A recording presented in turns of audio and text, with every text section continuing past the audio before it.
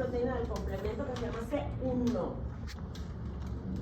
C1 tiene la posibilidad de reconocer a la IgG o a la IgM y al mismo tiempo, con otra de sus unidades, romper de forma proteolítica a C4 y a C2 casi de forma simultánea. Rompemos a C4 en C4A y C4B. C4B se ensambla en la superficie, mira que es la más grande, y C4A se va. No me sirve, esa la rompo de forma proteolítica, no me interesa. Y C2A casi al mismo tiempo se rompió. Este C2 casi se rompió. ¿Dónde vas? ¿Vas a hacer ejercicio? ¿Qué cosa? Sí, sí, al volver. A volverlo más. C2 se rompe de forma proteolítica también por C1, y vamos a obtener a C2A y C2B. En este caso, C2A es la grande y C2B es la chiquita. ¿Qué? Esta es la excepción. C2A grande, C2B chiquita. Han querido cambiar el nombre para que todos sean igual, ¿no? Las grandes B y las chiquitas A. De hecho, hay una edición en el ABAS donde tienes esto cambiado. Pero a la mayor parte de la comunidad de inmunólogos del mundo no les gustó. Entonces volvieron a la nomenclatura tradicional. C2A está y C2B. Y ya, así se queda. Ahora, C2B también se degrada de forma proteolítica y lo que me queda es que C4B se fusiona con C2A sobre una superficie. Cuando estos dos están fusionados, hablamos de una enzima que se llama convertasa de C3 que utiliza calcio como cofactor. Si se llama convertasa de C3, ¿sobre quién actuará? Sobre C3. ¿Y lo va a romper en qué? ¿En qué va a romperlo? Ahí ve. ¿Y A dónde va? Inflamación. ¿Y B a dónde fue? Opsonina, o bien, porque hay muchas C3, una poquita se queda en la superficie para hacer una opsonina y otra poquita se pega a la convertasa de C3 que teníamos acá para formar esto que se llama convertasa de C5. Si escribieras, no te estarías durmiendo. Despierta, te vuelvo a hacer agua. ¿No? Pues como ustedes es que me des 3. La convertasa de C5 de la vía clásica está formada por C4B, 2A, 3B. C4B, 2A, 3B. Ok, mira lo que tengo por aquí. ¿Cuándo la inmunoglobulina? Esta es la inmunoglobulina y este es C1. Este de aquí se llama C1. Este de aquí es C1, este es C1 y este de aquí es C1. Entonces,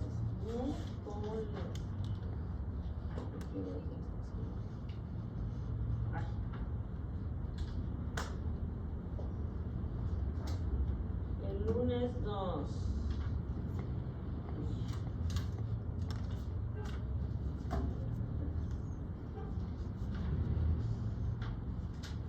Ok, entonces aquí tenemos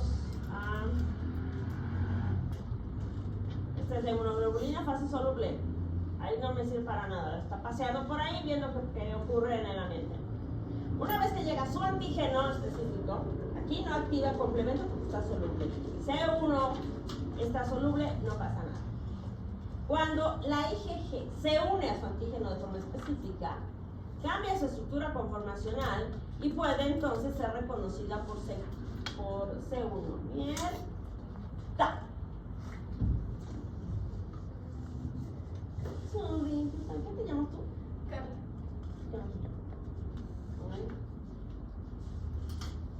Luego eso todavía no hago el examen. Me voy a inspirar en esa niña para hacerles el parcial. No.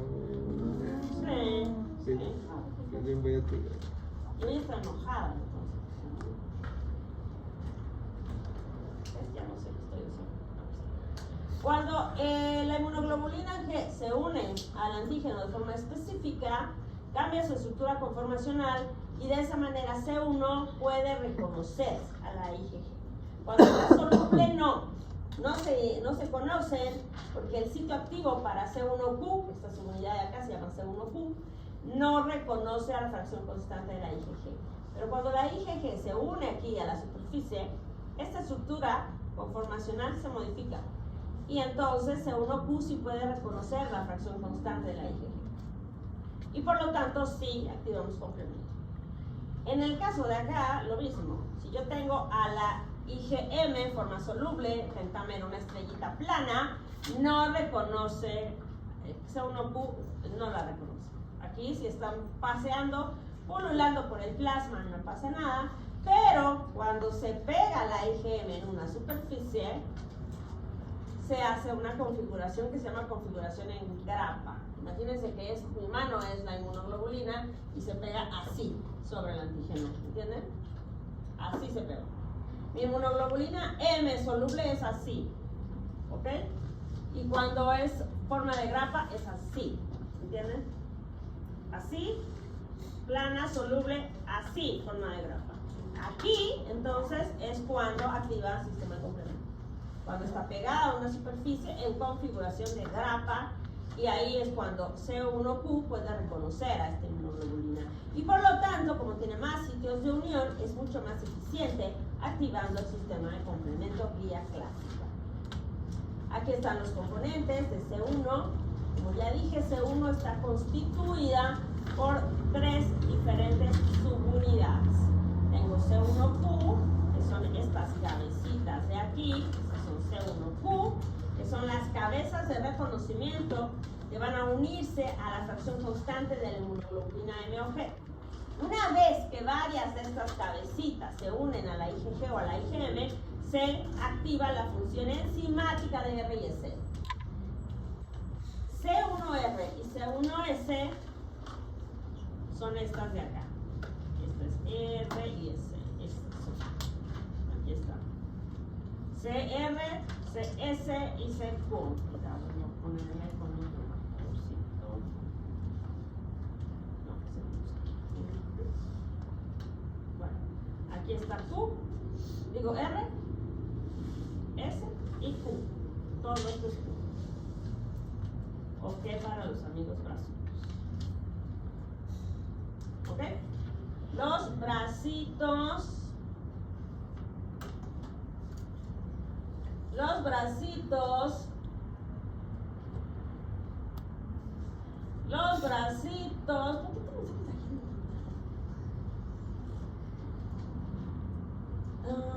Los bracitos estos de reconocimiento son C1Q, R y S son enzimas, son serimproteasas que van a destruir o van a degradar proteolíticamente a C4 y a C2 y requiere siempre calcio.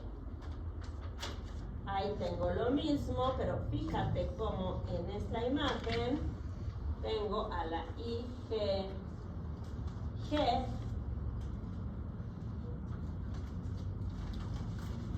tengo a la IgG aquí unida a un antígeno sobre la superficie y aquí está C1Q reconociendo la fracción constante.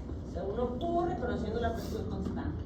Varias cabecitas de C1Q deben reconocer la fracción constante para que se active la función enzimática de R y S.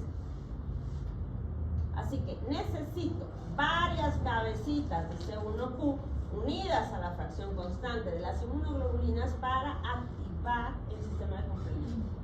Si esto no ocurre, si no tengo varias cabecitas, no se activa el complemento. El objetivo de esto es intentar disminuir el riesgo de lisis por vecindad, tratar de evitar que se rompan células por cualquier cosa. Así que para evitar eso es que tenemos la necesidad de que varias cabecitas de C1Q reconozcan la fracción constante de las inmunoglobulinas. Una vez que yo activo a R y S, luego de que varias cabecitas se unen a la fracción constante de la inmunoglobulina G o M, inmediatamente activo la función enzimática de la serimproteasa R y S. Activo R y S, ¿y qué ocurre? Estas enzimas rompen a C4 y a C2 casi de manera simultánea. Cuando rompo a C4 obtengo dos fragmentos. ¿Cómo se llaman estos fragmentos? A y B. C4A y C4B. Dijimos que C4A no me interesa, se destruye proteolíticamente. Cuando rompo a C2, lo que obtengo es C2A y C2B. ¿Y cuál aquí no me interesa? C2B. C4B se pega en la superficie celular, aquí, y casi de manera inmediata se pega C2A. Y lo que formamos es la convertasa de C3 de la vía clásica. La convertasa de C3 de la vía clásica está formada por C4B y 2A. ¿Ok? C4B, 2A. ¿Qué va a hacer esta convertasa? Ya dijimos, ¿qué hacía? Y si no dijimos, deducimos. C3 convertasa, ¿qué hace? Parte a C3. Listo, parte a C3 en C3A y C3B. Dijimos que ¿cuál era la molécula más abundante del sistema de complemento? C3. C3. ¿Y dónde anda C3? La sangre. ¿Dónde está C3? La sangre. Paseando en el plasma, es una proteína plasmática, se está paseando por ahí. Así que mientras pasa por ahí, la puedes activar, la puedes degradar. Entonces aquí está mi convertasa de C3 de la vía clásica que actúa sobre C3 y la rompe en C3B y C3A. C3A, ¿a dónde va? Inflamación y quimiotaxis. ¿Y C3B, a dónde fue? Opsonizar. Opsoniza, ok, mucha, pero también se va a unir a la previa convertasa de C3, aquí está, para formar la convertasa de C5. ¿Cómo está formada la convertasa de C5 de la vía clásica? C4B, 2A, 3B. Convertasa de C5 de la vía clásica. ¿Y qué va a hacer esta convertasa de C5? Si se llama convertasa de C5, ¿qué hará? Pues partir a la C5. ¿Y en qué la parte? C5A y B. En C5B y C5A. ¿Y C5A a dónde va? La inflamación. A la inflamación, quimiotaxis, anafilotoxis. ¿Y C5B a dónde fue? A formar el complejo de ataque de membrana. Este es el último paso proteolítico de la vía del complemento. Último paso proteolítico de la vía del complemento. Y aquí vamos a ver cómo se arma el complejo de ataque de membrana. Tenemos a C5B, que se fusiona con C6 y C7. Aquí está. Que se fusiona con C8 y forman esto, que sería como el poste, que ya se está insertando. C7 ya se empieza a insertar en la membrana, C8 se mete todavía más en la membrana y luego vienen muchas moléculas de C9, por ejemplo poli 9, poli C9, y se fusionan ahí 10, 12, 15 moléculas de C9 y se forma un poro. Y este poro en la membrana altera la permeabilidad y se empieza a meter líquido por ahí. ¿Y qué pasa ahí? ¿Qué pasa ahí? ¿Qué pasa con la célula? Somos una célula que explota. Lisis, o sea, la célula, le entra tanta agua que la célula ¡plop!, revienta. La célula revienta. La lisis es una lisis osmótica por la alteración en la permeabilidad de la membrana debido a la formación de este complejo de ataque de membrana. Y ahí se acabó el complemento. Eso es todo. Preguntas de la vía clásica. El complejo de ataque son los poros. Son los poros. Son todas esas proteínas que se meten en la membrana generando un poro. Un hoyo. Sí. El complejo de ataque de membrana es una especie perforadora. Va formando estos agujeros alterando la permeabilidad.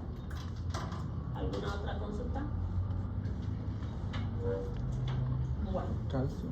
¿Qué? Sí o sí necesita calcio, ¿no?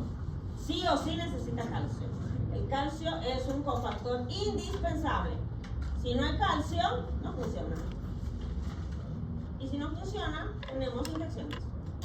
Afortunadamente, el sistema inmune tiene otras formas de defenderse, no solo el complemento. El complemento es una de las muchas formas para defendernos.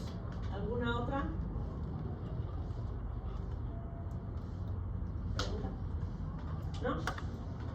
Ok, entonces, vamos con la vía alterna. La vía alterna, igual que la vía de las leptinas, se activa con la sola presencia del antígeno. Así que, ¿cómo activamos la vía alterna? Bueno, la vía alterna es una vía en la que C3 inicia todo. C3 es la molécula más abundante del sistema de complemento. Anda paseando por circulación así, tranquila y febril. Y de repente, de forma espontánea, se rompe. De forma espontánea, se rompe.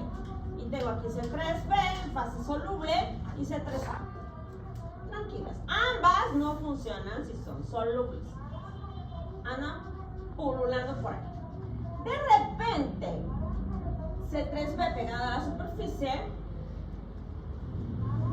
se une a una proteína de la vía alterna que se llama factor B. En la vía alterna, además de tener todos los elementos del complemento menos C1, no participa aquí, ni C4, aquí tenemos todos los demás, menos C1, C2 y C4, estos no participan aquí. Los que participan se llaman factor B, factor D, properdina, factor H. Son otros elementos también constitutivos de la vía del complemento que participan de la vía alterna. El factor D es otra proteína soluble, el factor B de burro es otra proteína soluble que anda paseando por ahí. Cuando de repente se encuentra al factor B sobre una superficie. Y entonces se fusiona con él. Aquí tengo a C3b con el factor B. Esta fusión requiere de magnesio. La vía alterna utiliza magnesio. Una vez que yo ya tengo este complejo C3b, factor B, aparece otro elemento en la fiesta que se llama factor D de dedo. El factor D ve a estos dos muy juntitos y quiere hacer un trío. Quiere juntarse con los otros dos, hacerlo un trío. Pero al factor B no le gusta la idea. Hay una pelea y D rompe a B en BA y BB. BA lo rompemos, no le sirve. El factor D se retira con los crespos hechos a molestar a otra parejita que ande por ahí. Y aquí se queda C3b, BB. Esta es una enzima ya. Y es la convertasa de C3 de la vía alterna. Esta convertasa es inestable. Este dúo, esta pareja, debido a la influencia del factor D, se volvió un tanto inestable. Así que deciden hacer tríos con la properdina. El trío ahora es C3b, BB más properdina. La properdina estabiliza a la convertasa de C3 de la vía alterna. Si no hay properdina, tampoco hay vía alterna del complejo. Una vez que tengo la C3 convertasa activa de la vía alterna, ¿qué voy a hacer? Pues lo mismo. Rompo a C3 en... ¿Esta cuál es? C3A. Esta es B, la grande es B y la chiquita es A. Y C3A, ¿a dónde va? A generar inflamación. Y C3B, ¿a dónde fue? A unirse acá. Puede ser una oxonina, pero también se va a unir a la previa convertasa de C3 para formar la convertasa de C5 de la vía alterna. ¿Cómo está formada la convertasa de C5 de la vía alterna? Por C3b, BB3b. Convertasa de C5 de la vía alterna. La convertasa de C3 era C3b, BB, más properdina. La convertasa S5 será C3B, BB3B. ¿Ok? Convertasa S5. ¿Y qué hace esta convertasa S5?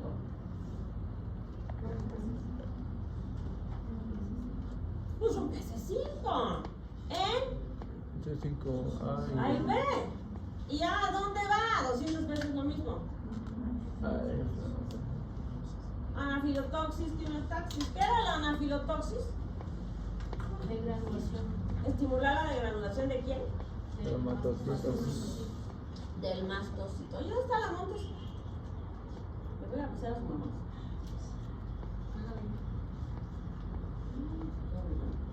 Le voy a llamar. Soy chismosa. Soy chismosa, doctora Montes.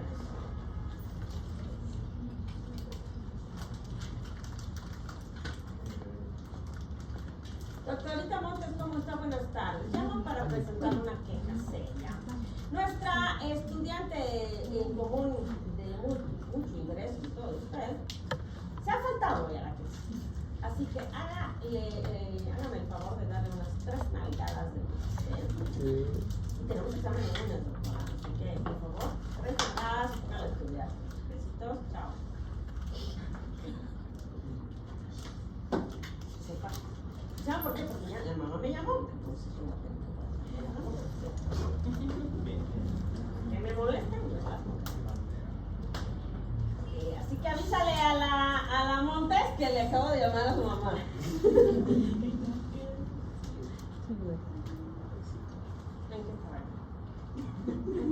Aquí no. Anafilotoxis y complejo de ataque de membrana, listo. Este es el último paso proteolítico de la vía alterna, igual. Ok, aquí está la vía alterna nuevamente. Listo. ¿Cómo empezamos la vía alterna? Hidrólisis espontánea de C3. C3 se rompe en C3A y C3B. Aparece el factor B. Mira como C3B así soluble también es inactivo.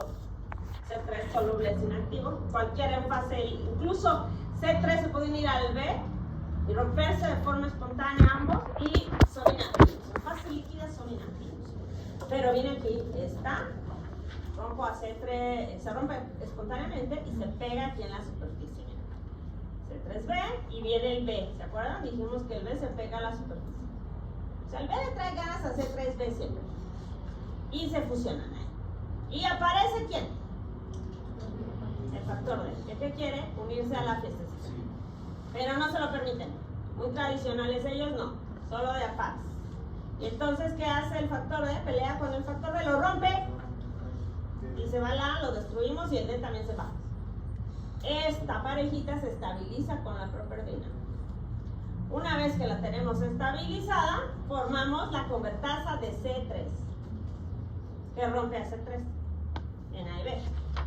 Y luego, B, mira aquí como opsonina, C3B, una opsonina, y C3B fusionada con la previa convertasa forma la convertasa de C5. Y esta convertasa de C5 actúa sobre C5 y la rompe. En A y B está anafilotoxis y esta de acá inicia la formación del campo. ¿Ok? ¿Está claro? Bueno. La vía de las lectinas. La vía de las lectinas es lo mismo que la vía clásica. Lo mismo. ¿Cuál es la diferencia? La diferencia radica en que en lugar de tener C1, yo tengo aquí a la lectina fijadora de manosa. Esta de aquí. Lectina fijadora de manosa, MBL. Que también le podemos decir en inglés, Mannose Binding Lectin. Mannose Binding Lectin. Binds for sopas. Bueno, entonces, esta Mannose Binding Lectin, lectina fijadora de manosa, funciona como si fuera C1. No es C1, pero se parece. Es de la misma familia de las colectinas, de la misma familia. Esta lectina fijadora de manosa tiene en su estructura a 2 otras proteínas que son enzimas que se llaman Serin-proteasas asociadas a la lectina fijadora de manos. Más, ahí las tienen abajo de mi circulito amarillo. Las más. ¿Dónde estoy?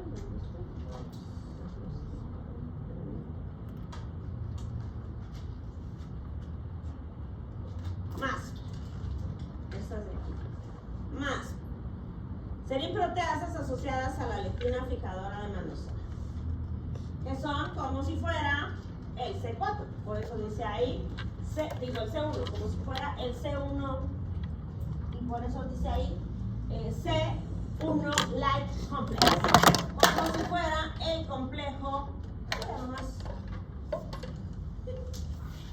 Si no te sirve, yo lo puedo usar, ¿eh? No, no. ¿No? Está Bueno. borracho. Ok, entonces, esta lectina fijadora de manosa más las serin-proteasas asociadas a lectina fijadora de manosa son como si fueran el complejo de C1.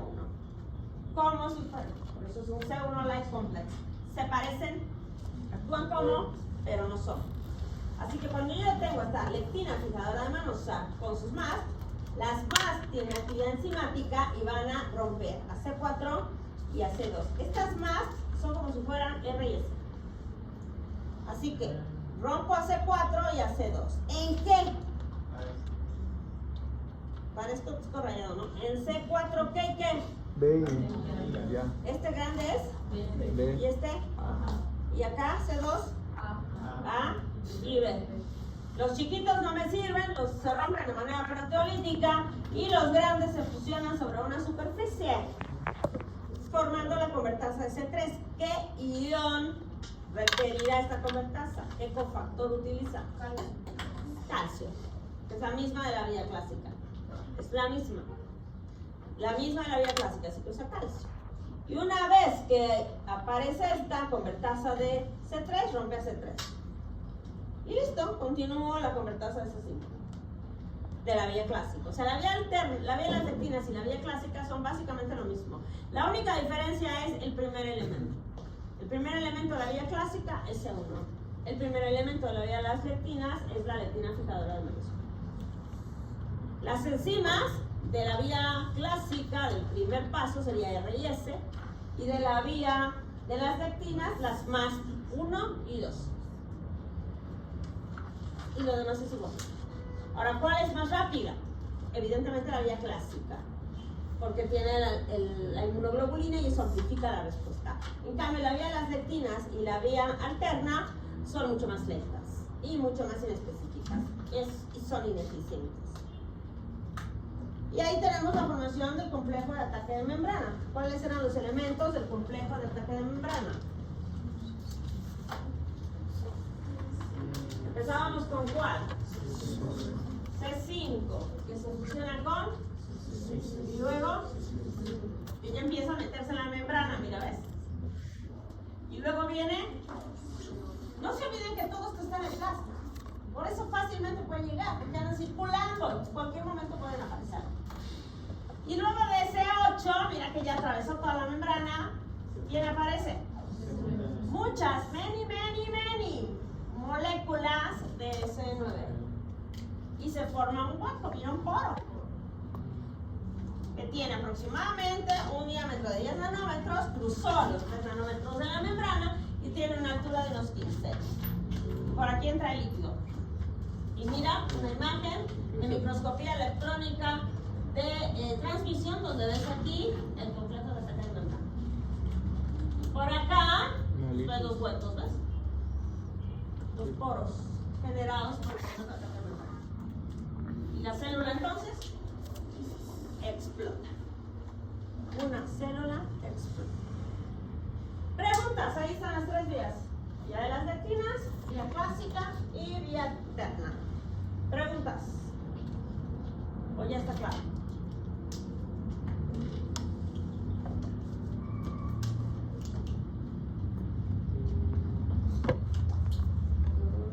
¿Está claro?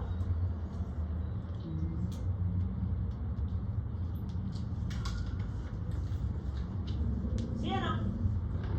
En la alterna son 2 C3 veces terminan, ¿no? En la alterna son 2 veces el C3B. Sí, al principio y en la tercera reacción, sí.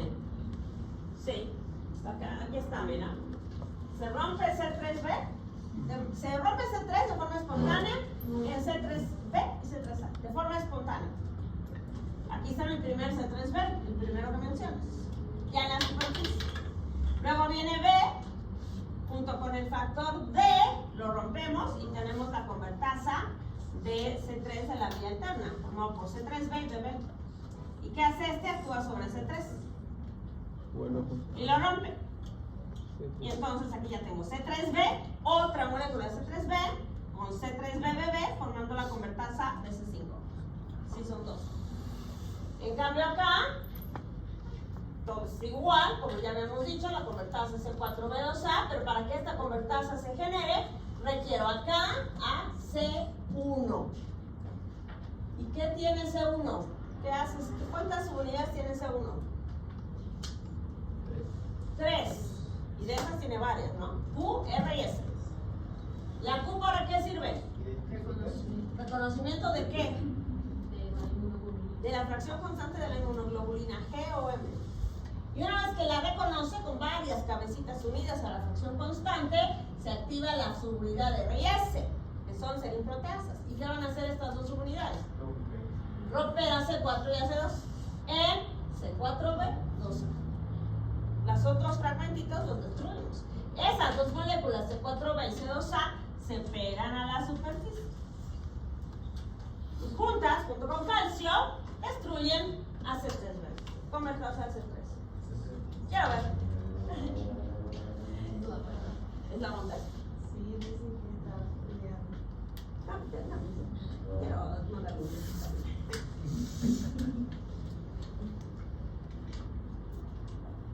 Hijita, ¿dónde estás? Ya te acusé con tu mamá. Tienes que estudiar inmunología. Necesitaba fallo.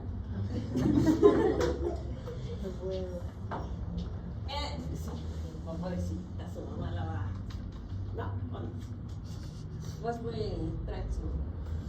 No creo, si ya me llamó por teléfono, le quiere decir que te jalarle las orejas a la hija. Ok, entonces, bueno, aquí está la convertasa de C3 que requería calcio, de la vía clásica. ¿Qué pasa a este lado? De este lado, tengo aquí, ¿qué es esto? La lectina fijadora de nodos, la MBL. Esta MBL es esta. Fuera como que actúa como C1Q, que es como C1Q. Y acá tengo estas dos, que son como R y S, que son las más. Serinproteasas ligadas a la lectina fijadora venosa. 1 y 2. ¿Y qué hacen estas? Lo mismo que allá. Rompen a ya en C4B, C4A, C2A. Las chiquitas se destruyen y las otras se fusionan a la menor. Y junto con calcio, son una enzima que se llama ¿cómo? C3 convertasa. Y luego, todas las demás son básicamente lo mismo.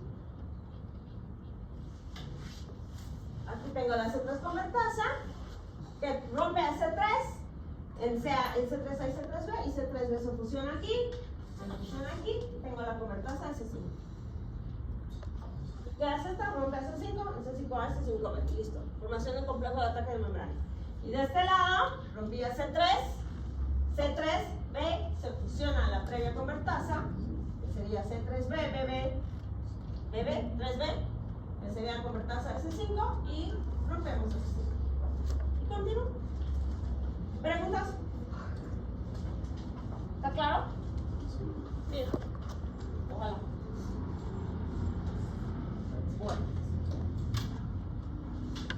Evidentemente, si se dan cuenta, la vía de las lectinas y la vía alterna se pueden activar por cualquier cosa, porque no reconocen propiamente un patógeno, no son específicas.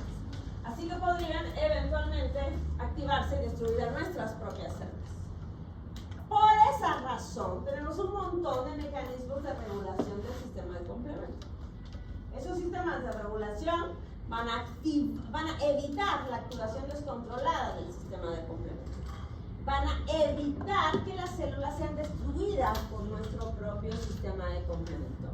Y aquí tenemos un montón de moleculitas que nos ayudan al control y a la vigilancia de la lisis asociada al complemento. El primero de estas proteínas, la primera de estas proteínas que debemos revisar son, o es, ¿dónde estoy?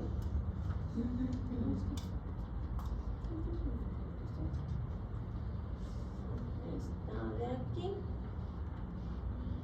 que sería el inhibidor de C1. El inhibidor de C1 es una proteína soluble que activa o que regula, mejor dicho, la vía clásica.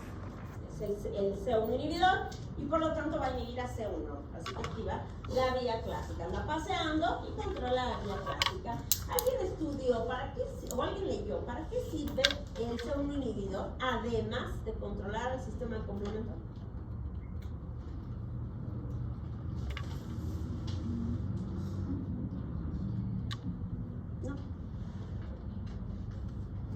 El C1 inhibidor controla también el sistema de las cininas, de la calicreína y la bradicininina, que es un sistema de contacto que genera inflamación. Y también controla el factor 12 de la coagulación. ¿Cómo se llama el factor 12 de la coagulación?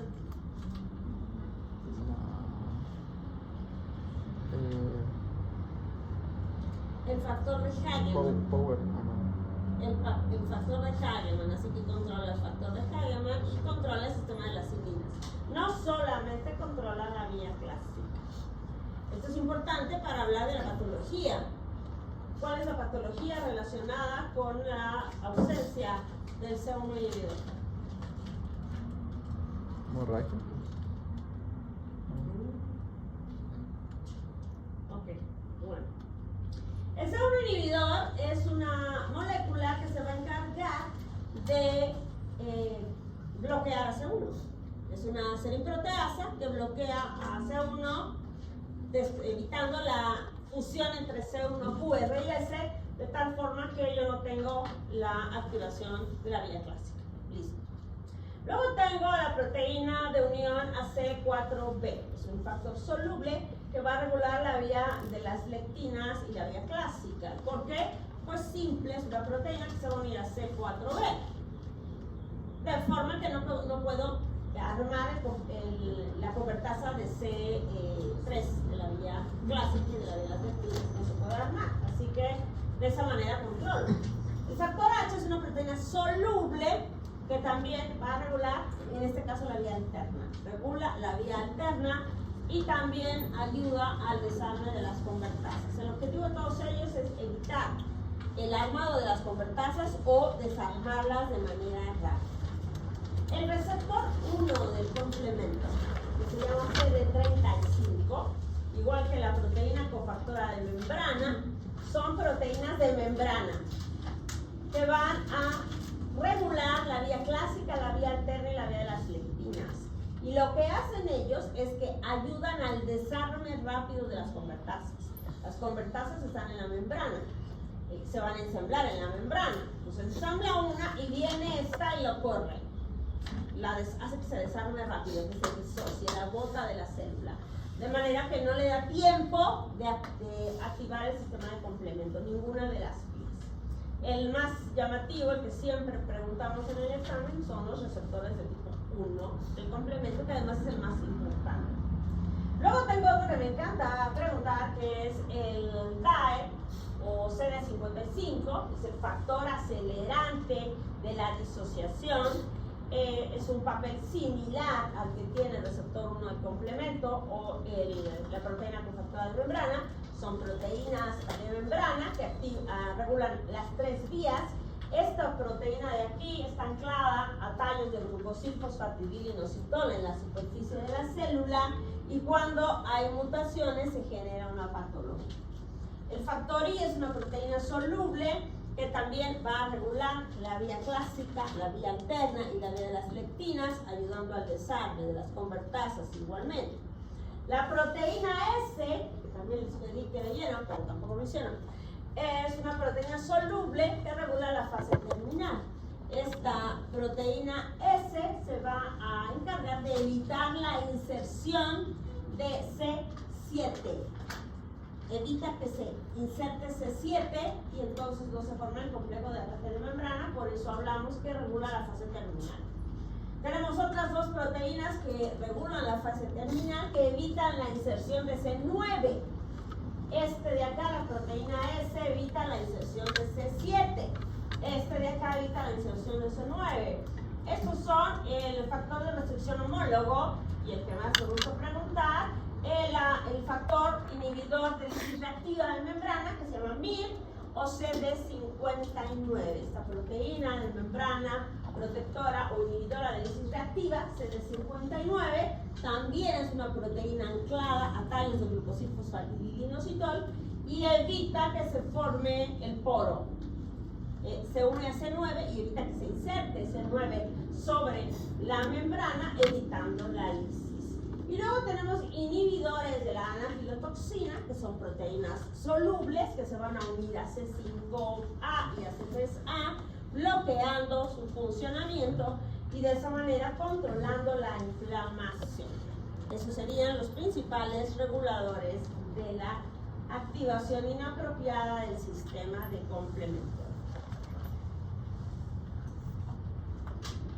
Ahí tengo la formación normal del CAM, el complejo de ataque de membrana.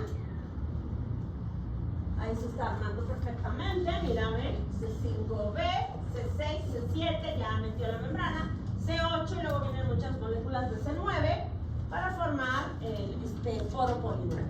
Esto es lo normal. ¿Qué pasa por acá? Lo que pasa por acá es que yo voy a tener lo mismo, viene todo igualito acá. Pero, como yo tengo al CD59 aquí, el C9 no se une. Y entonces no se forma el complejo de ataque de membrana. Esta CD59 está anclado acá a un tallo que se llama tallo de glucosilfosfatidilinositol.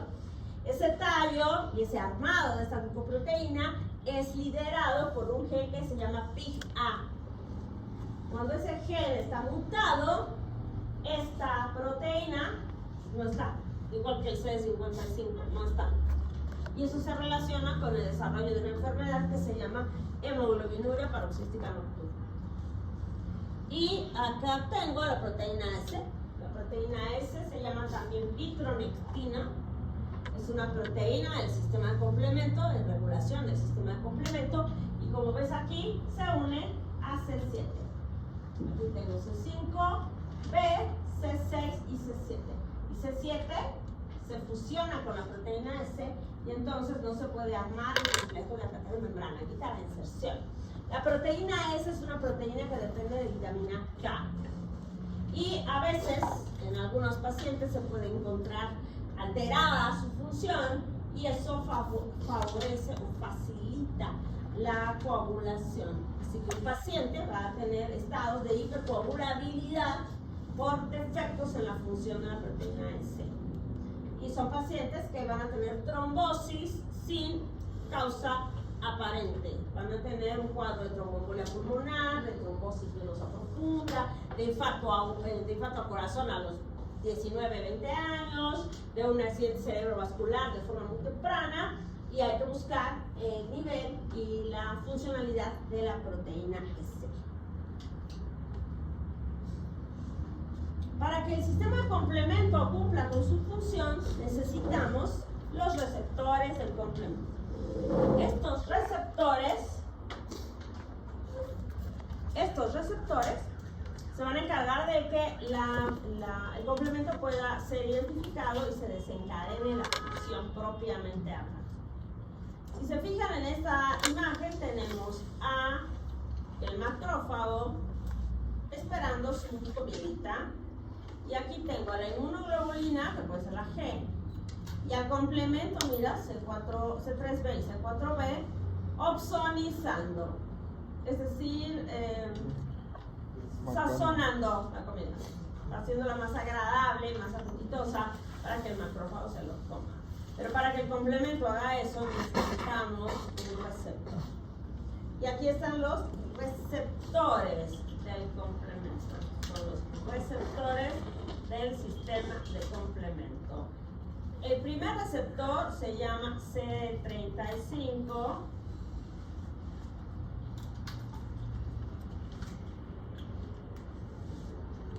Se llama el receptor 1 del complemento o CD35, y esta molécula identifica al C3b, al C4b y al C3b en fase soluble, que es inactiva. Esta C3b en fase soluble. Estos son sus ligandos. Las células donde se encuentra este receptor son macrófagos, neutrófilos, células T, células B, A, eritrocitos también tienen, y los eosinófilos. En los eritrocitos, obviamente, va a funcionar para esto, para promover la disociación de la convertasa. Pero en los macrófagos, además de ayudar a la disociación, para la fagocitosis y el aclaramiento de inmunocomplejos. O sea, la función siempre depende del tipo de célula que tengamos. Así que la función del receptor 1 del complemento va a ser estimular la fagocitosis, aclaramiento de inmunocomplejos y promover la disociación de las C3 convertasa. El receptor 2 del complemento CD21 va a reconocer al C3D y a la forma inactiva del C3B. Fíjense que dice C3D de dedo. Este C3D se produce por la degradación de C3B. Es un producto de la degradación de C3B. Y se usa mucho en las pruebas de Coombs. ¿Alguien sabe lo que es la prueba de Coombs?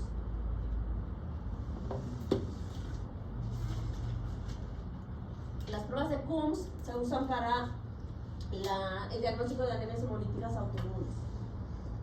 Así que se usa un montón, y este es uno de los reactivos que se usa en la prueba de Coombs. Luego tenemos que estas dos proteínas, bueno, esta proteína, en realidad una proteína, receptor 2 o CD21, está en los linfocitos, en el epitelio de la nasofaringe y en las células dendríticas. Es parte del correceptor de activación de la célula B y es receptor del virus de Epstein-Barr. El receptor 3 del complemento identifica C3b, el ICAM, en macrófagos y neutrófilos y células sérica, y participa de fagocitosis y adherencia, igual que el receptor 4 del complemento, que reconoce también a C3b. Y el receptor 5 del complemento reconoce a C5a, se encuentra en células endoteliales, mastocitos y macrófagos, y se va a encargar de la quimiotaxis y la degranulación del mastocito. Aprovecha para poner esto porque lo puse mal, ¿no? Ay, bueno, lo corto.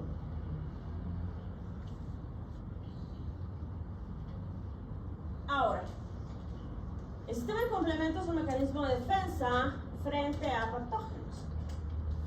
Y los patógenos también pueden defenderse del sistema inmune. O sea, no es solamente que nosotros nos defendemos del sistema inmune, sino que las bacterias se defienden del sistema inmune. No, ¿qué dice? No es solamente que el sistema inmune nos defiende a nosotros, sino que las bacterias también se van a defender del sistema inmune. ¿Cuál es el objetivo? Que las bacterias permanezcan en vida, que sigan vivas. Las bacterias son seres vivos y quieren permanecer vivos también, valga la redundancia. Así que si son expuestos a agresiones de manera permanente, ellos empiezan a evadir esas agresiones. Y en este caso, hablamos de cómo el microorganismo, especialmente las bacterias, evaden el sistema de complemento. Y el primero de estos mecanismos de evasión que se menciona aquí es la producción de elastasas por parte de la pseudomona aeruginosa. La elastasa es producida por la pseudomona, y la elastasa es una enzima que destruye las anafilotoxinas. ¿Alguien sabe qué características tiene la pseudomona?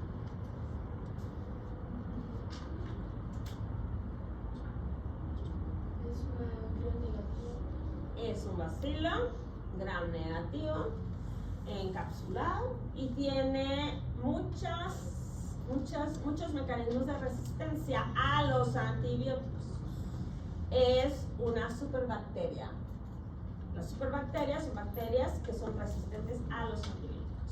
La pseudomona es una bacteria típicamente intrahospitalaria relacionada con el desarrollo de infecciones urinarias, neumonías y sepsis, lesiones también, o infecciones también en úlceras, en heridas quirúrgicas negativas en pacientes inmunosuprimidos y hospitalizados.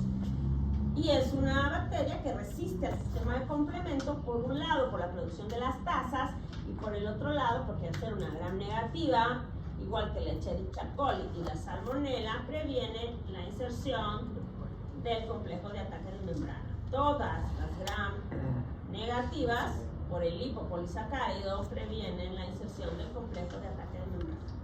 La Escherichia coli y la salmonella son solo un par de ejemplos más de gram negativas que van a defenderse a través de lipopolisacáridos, de toxina, de la inserción del complejo de ataque de membrana, lo que las hace un poco más agresivas. La Escherichia coli, ¿qué enfermedades produce? Infección urinaria, ¿Qué más? diarrea Intoxicación alimentaria, diarrea, sí, algo más. del viajero, todo eso. ¿Qué? Diarrea del viajero, ¿qué más? Osmótica. Sí, puede producir toxinas y generar una diarrea secretora, y también puede producir una diarrea osmótica. ¿Algo más?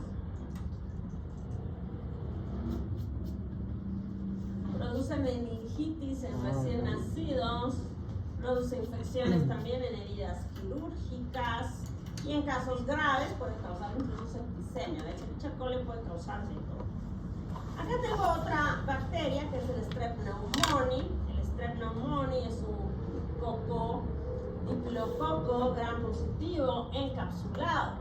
Y la cápsula le ayuda a evadir la fagocitosis. Es un mecanismo muy importante de virulencia del Strep pneumoniae. ¿Qué enfermedades causa el Strep pneumoniae? ¿Qué más? ¿Qué más además de neumonía?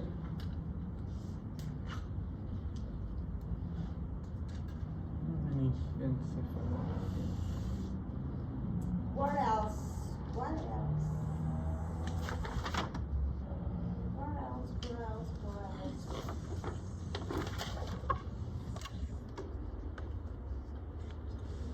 Anything else?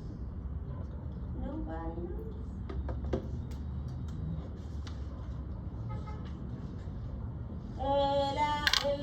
El neumococo produce meningitis, es un agente muy común de meningitis junto con hemófilos influenza, y también causa otitis y sinusitis.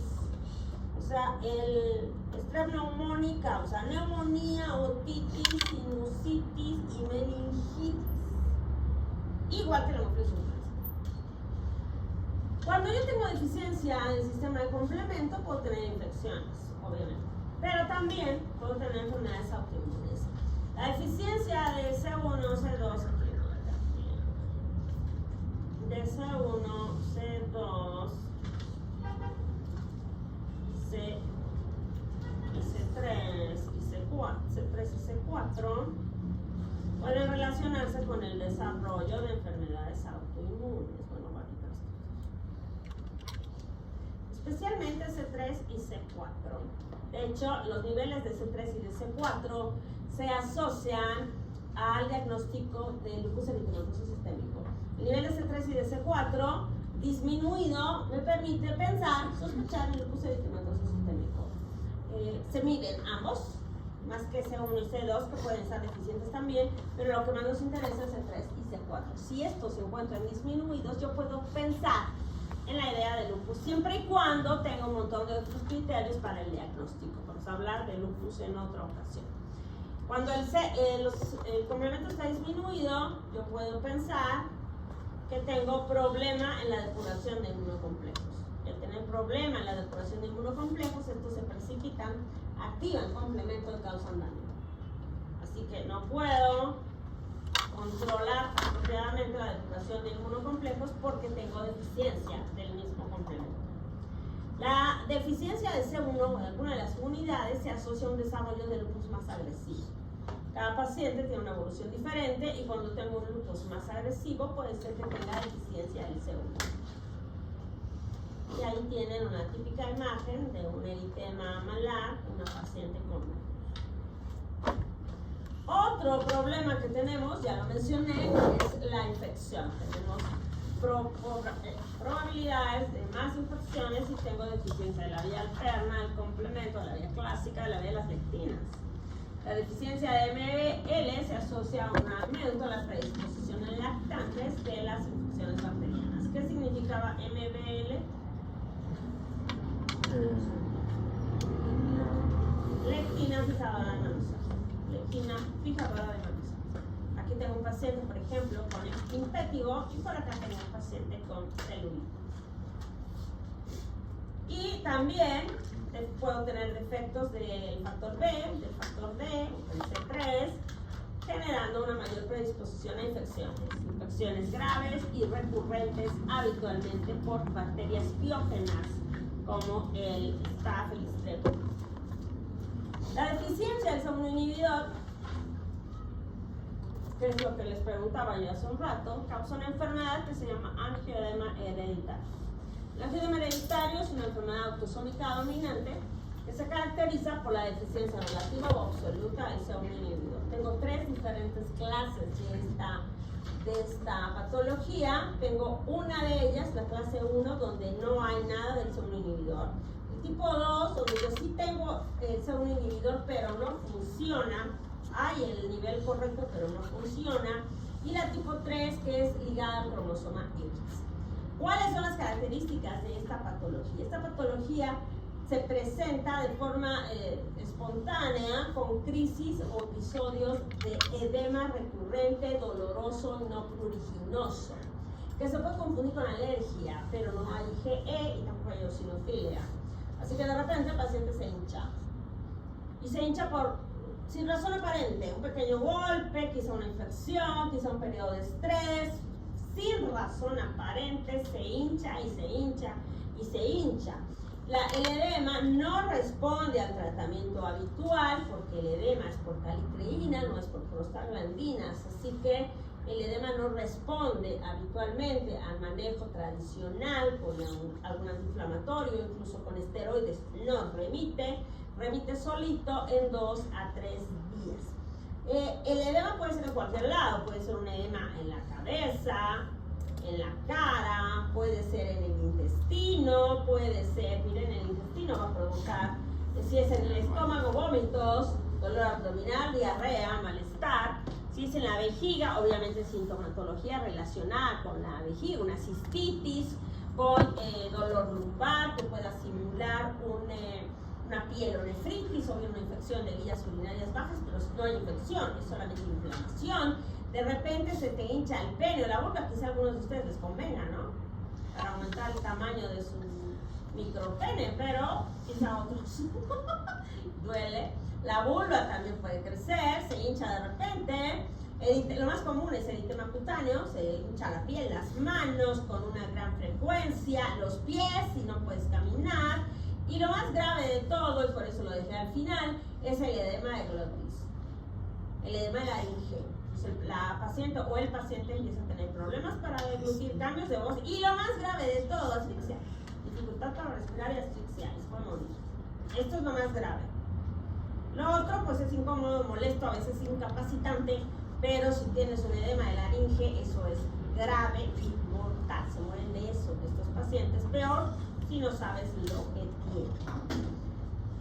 Una vez que ya paseado el paciente por cuánto especialista se le ha ocurrido, porque el diagnóstico no es sencillo, pasa por muchos médicos, internistas, hay alergólogos, de todo, y alguno por ahí sospecha que puede ser un angioedema hereditario, le va a pedir nivel de C1 inhibidor y nivel, el CH50. El C1 inhibidor para saber cuál es la cantidad de C1 inhibidor y el CH50 es una prueba para evaluar el funcionamiento del sistema de complemento. Así que CH50 te dirá si está funcionando y en qué proporción. Porque como ya les dije, en el tipo 1 yo tengo disminuido el C1 inhibidor, pero en el 2 el C1 inhibidor es normal, pero no funciona. Así que ahí me ayuda el CH50. Una vez que yo tengo el diagnóstico, entonces puedo hacer el tratamiento específico. Como ya dije y lo repito, el edema no remite con el tratamiento habitual. no remite, así que es un periodo de edema súbito y doloroso y no pruriginoso, que puede ser en cualquier parte del cuerpo y puede llegar a ser incapacitante. Así que tengo varias opciones de tratamiento. La primera de ellas es tener la posibilidad de inyectar el C1 inhibidor, que se obtiene con técnicas de DNA recombinante, se llama Beringer, de manera aguda. Otra opción es utilizar inhibidores de la calicreína o de la bradicimina, porque como les dije, la calicreína genera bradicimina y ese es el sistema de contacto de las cininas que han visto en patología y eso genera el edema. Así que yo tengo el icativan, que es un inhibidor de la bradicimina, y el ecallantide, que es un inhibidor de la calicreína. Esas son dos posibilidades. Y otra, mucho más moderna, es la terapia biológica con lanadelumab, que es un anticuerpo monoclonal contra la calicreína. El problema de estos anticuerpos monoclonales es que son muy costosos.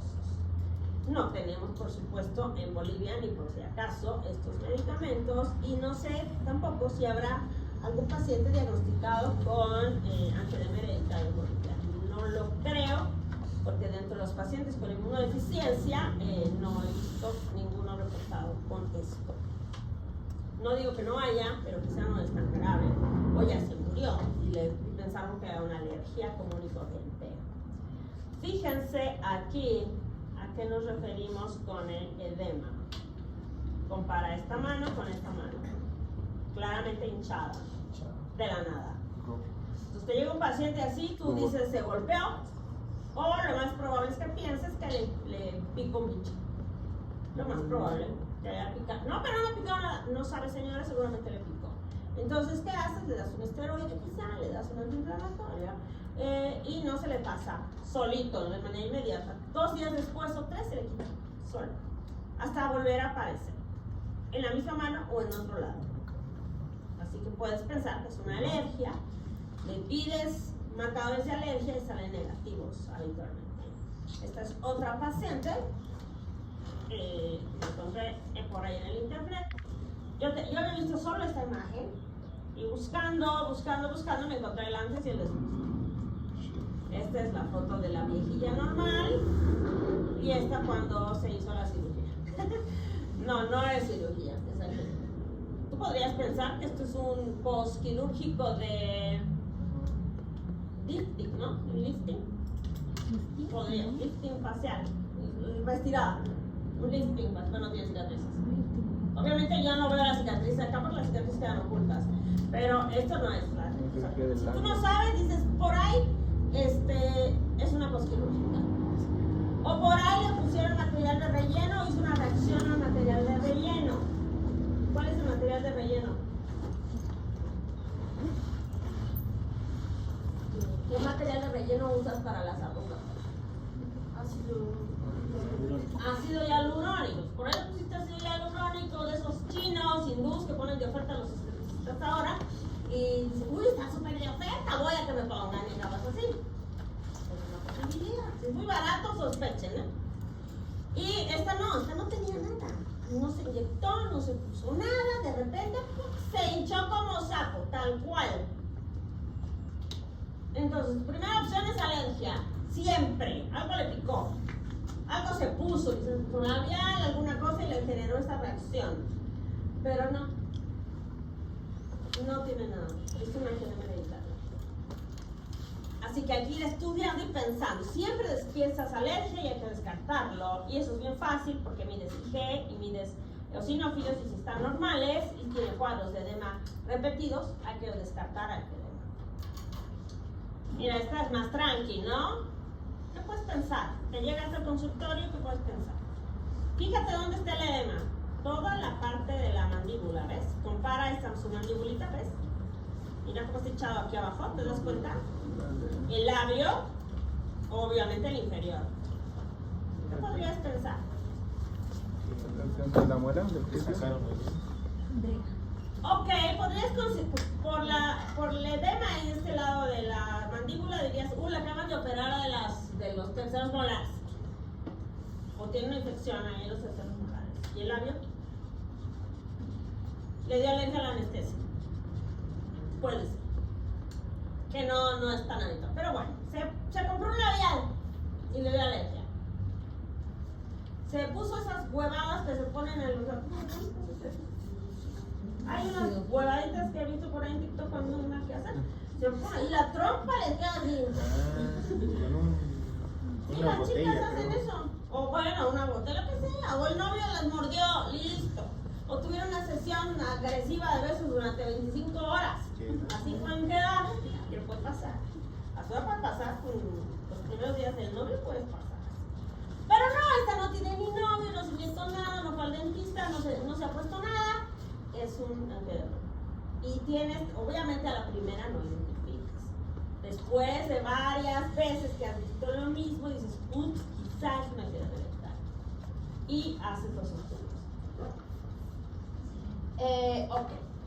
La otra patología que no les dio su gana de estudiar se llama hemoglobinuria paroxística nocturna, donde la célula más llamativa sería el eritrocito. Es la representación de cells at work del eritrocito.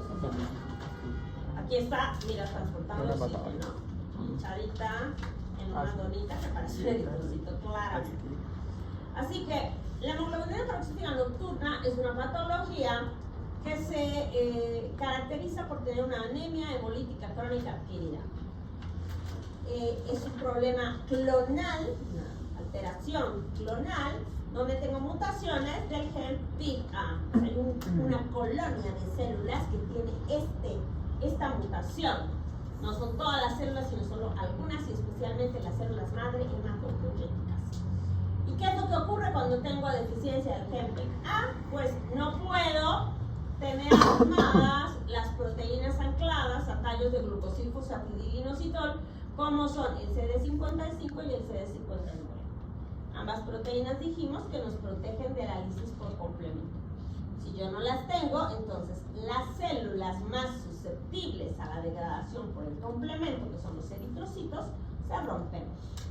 Y se rompen por la noche. ¿Y por qué por la noche? Porque baja un poco el pH. O sea, al bajar un poco el pH, los eritrocitos se vuelven más susceptibles a la lisis por complemento y empiezan a romperse. Solo el 25% de los pacientes tienen hemoglobinuria paroxística nocturna como tal, o sea, crisis hemolíticas en la noche. La mayoría, o sea, el 75% de los pacientes hacen una anemia aplásica. Así que puede ser que yo tenga un diagnóstico en un paciente o dos que tengan anemia aplásica y que en realidad no tienen anemia aplásica, bueno, sí la tienen, pero el diagnóstico es hemoglobinuria paroxística nocturna. O sea, el problema de la aplasia es por la deficiencia del PIK, la protección del PIK. Normalmente en nuestro medio, cuando vemos un paciente con anemia plástica, pensamos en manejo de antibióticos, medicamentos. Los medicamentos generan anemia plástica, muchos. Incluso alguna vez hemos visto una anemia plástica por acitromicina. Normalmente es por cloranfenicol, pero después cualquier paciente puede desarrollar anemia plástica, anemia hemolítica y luego anemia plástica por medicamentos. Así que es relativamente frecuente en estos pacientes tener una anemia plástica. El 75% tienen aplasia medular y en realidad lo que tienen, o el diagnóstico real, es hemoglobinuria paroxística nocturna. El nombre se originó debido a los síntomas del 25% de los pacientes. Paulatinamente se fue estudiando y se vio que el problema, como eran las células hematopoyéticas, desencadenaba disminución de todas las series, de todas las formas de nuestras celulitas en médula ósea. Los síntomas típicos son hemoglobinuria, que no necesariamente es por la noche, astenia, dolor, obviamente anemia, leucopenia y trombocitopenia. Como se dan cuenta, la anemia, la leucopenia y la trombocitopenia están relacionadas con una anemia plástica. Anemia, leucopenia y trombocitopenia.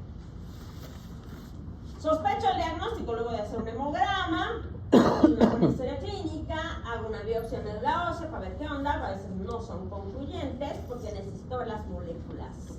Así que puedo hacer una prueba de HAM, es una prueba que ya no se usa mucho, pero que en la literatura está, que evalúa la sensibilidad de los eritrocitos a la descripción por complemento y el estándar, el estándar de la citometría de flujo, para ver si tengo o no tengo las moléculas CD55 y CD59. Tratamiento para esta patología es soporte, tratamiento con transfusiones, si necesito sangre, plasma, sea factor estimulante de colonia, si puede ser. También puedo dar, igual que en el angiodema, podemos dar algún tratamiento de soporte con hormonas, especialmente andrógenos que incrementan la producción de eritrocitos, en el caso de la hemoglobinuria. Y el tratamiento más importante sería el trasplante de células madre progenitoras, que ya, por cierto, se está haciendo en Bolivia. Empezó a hacerse el trasplante hace 3 meses. Ya llevan 2 niños trasplantados en La Paz. En Los Olivos hacen trasplantes autólogos, o sea, del mismo paciente, lo que no genera demasiado problema porque no hay incompatibilidad. Pero en niños que tienen leucemia sí necesitamos compatibilidad, y llegan 2 pacientes en Bolivia que han hecho trasplante de médula ósea en La Paz. Y el último síndrome, que es el síndrome urémico hemolítico atípico, se debe a mutaciones en el factor I, el factor H, entre otros elementos del complemento. Es rara y se caracteriza por una anemia hemolítica microangiopática con trombocitopenia e insuficiencia renal. Esos son datos del SHU. Cuando hablamos de SHU, síndrome urémico hemolítico, hablamos de un paciente que tiene anemia hemolítica microangiopática, trombocitopenia e insuficiencia renal. El típico está asociado a infecciones gastrointestinales por Escherichia coli. El atípico está asociado a mutaciones del factor H, del factor B y del factor I. El tratamiento específicamente para el SHU, además del tratamiento de soporte, sería plasmaféresis para intentar eliminar algunos de las toxinas que se están generando, y lo más importante es el eculizumab, que también se usa para el SHU, para el hemoglobinuria paroxística nocturna. El eculizumab es un anticuerpo monoclonal contra C5. Y aquí está, eculizumab bloqueo C5. Y entonces protengo la formación del complejo de la tercera inmunidad. El eculizumab entonces se va a emplear como opción de tratamiento para la hemoglobinuria paroxística nocturna y el síndrome urémico hemolítico. Pero es una opción, no es un tratamiento definitivo, y además es extraordinariamente caro. Pregúntale por favor al chat GPT o al Google o a lo que quieran, ¿cuánto cuesta el eculizumab? Es el nombre, uno de los nombres comerciales del eculizumab, que es el Solaris. ¿Cuánto cuesta? Tengan en cuenta que el tratamiento para hemoglobinuria sería siempre $6,900 cada día. $6,900 cada día.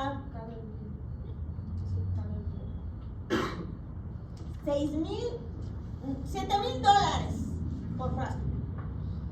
Y esas varios frascos. Es de los medicamentos más caros del mundo. Carísimo. Ha bajado un poco, ¿no? Porque era más caro. Es una cosa bastante limitante. O sea, no vas a usar el eculizumab cada tercer día. O sea, no lo vas a usar. Es una opción, lo puse porque es inhibidor de C5, porque están los textos. Pero bueno, nuestro medio ni por ciento. Ok. Preguntas, niños. Hasta aquí el temario del parcial. Preguntas. No, pues entonces ya se... Ay, no.